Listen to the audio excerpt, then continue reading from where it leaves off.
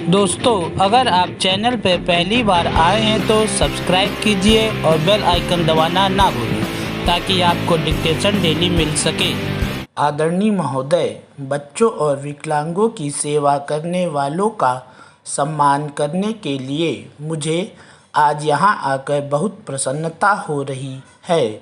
मैं पुरस्कार जीतने वालों को उनकी निस्वार्थ सेवा और लगन से बच्चों और विकलांगों के कल्याण के प्रति की गई कोशिशों के लिए अपनी ओर से हार्दिक बधाई देता हूँ।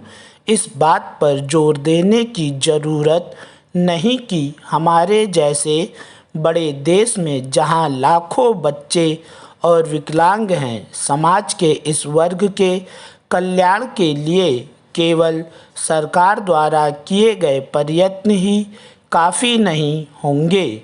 यह बहुत ज़रूरी है कि पूरे समाज को देश की कोशिशों में पूरा भाग लेना चाहिए। यह दान के तौर पर नहीं किया जाना चाहिए, बल्कि इसलिए कि यह हमारी जिम्मेदारी है कि आज के बीच अपनी शारीरिक कमजोरियों के बावजूद कल के जिम्मेदार नागरिक बन सकें। इस संबंध में स्वयंसेवी संस्थाओं द्वारा निष्ठापूर्वक किए जा रहे काम की सराहना करनी होगी। यह सभी जानते हैं कि हमारा देश बच्चों के कल्याण में पूरी दिलचस्पी ले रहा है। वास्तव में उनके कल्याण की जिम्मेदारी को हमारे संविधान में विशेष स्थान दिया गया है। भारत उन थोड़े से देशों में से है जिन्होंने बच्चों के लिए समुचित राष्ट्रीय नीति अपनाई है।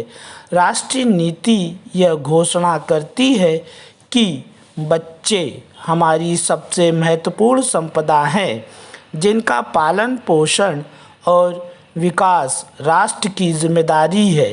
इस नीति का उद्देश्य बच्चों की सेहत, पौष्टिक खुराक, शिक्षा और बच्चों के संपूर्ण विकास संबंधी सेवाओं के दायरे का विस्तार करते रहना है। ऐसी नीति बच्चों की गर्भावस्था तथा जन्मोपरांत के समय में पर्याप्त पौष्टिक आहार तथा स्वास्थ्य संबंधी देखभाल उपलब्ध करके बच्चों को विकलांग होने से बचाने में सहायता करता है।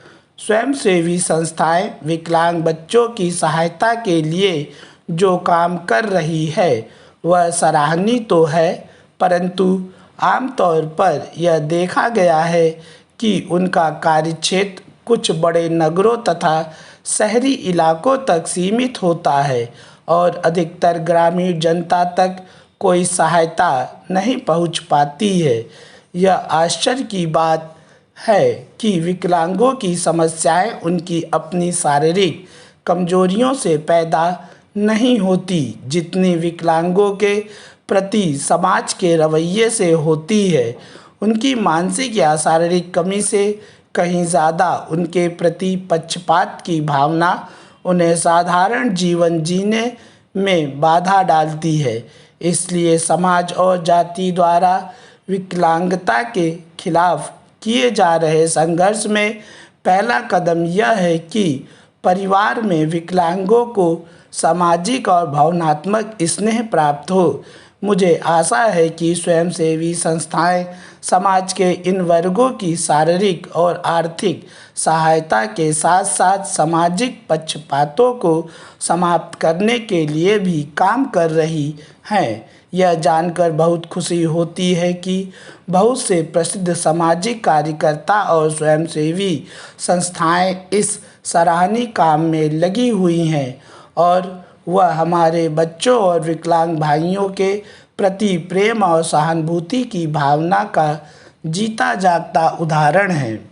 महोदय, अभी 54 वर्ष ही पूरे हुए हैं जब हमारे हाथों में अधिकार आया और उस समय से आज तक अनेक प्रकार की विपत्तियां आती रहीं और देश भांति भांति की कठिनाइयों का सामना करता रहा है।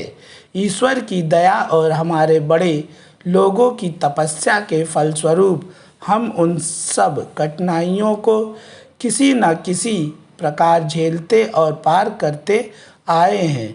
अब समय आ गया है जब हमें सब बातों पर रचनात्मक रूप से विचार करके काम करना है। पूर्ण विराम। Yeah, you already know. We roll.